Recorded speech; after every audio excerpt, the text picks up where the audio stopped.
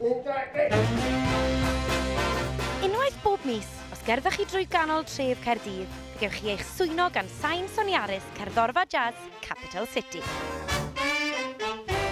Dath Alistair McMurtry, boes yn rhedeg y clwb jazz yn Dempsey's lan I fi a gofyn os oedd unrhyw modd ni gallu rhoi band mawr traddodiadol, traditional big band, mewn am cwbl o fisioedd I weld siwr oedd e'n mynd. Dyn ni pobl mewn I gwylio fe. Wel, dechreuon ni 7 blynedd yn ôl a ni wedi bod yna ers ni.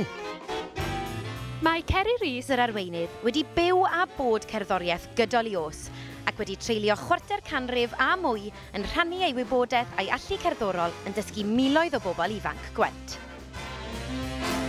Beth dwi'n trio wneud yw cynnig tân yn y plant I weld beth sydd nhw ar gael a beth maen nhw'n gallu wneud yn hytrach na jyst ware cyfrifiaduron. Mae'n dod â plant mas o hunan.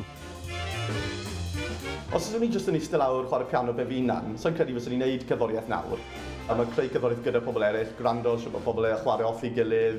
Hwna I fi sy'n un o'r pethau pwysicaf yn gerddoriaeth.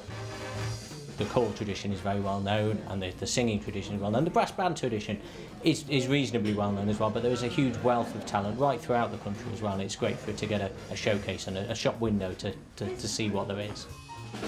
Ie, fi'n credu bod ni fel band yn eitha gystadleuol, lot o voice ma, sy'n dilyn rygbi a fath naw o gymeriadau, sy'n...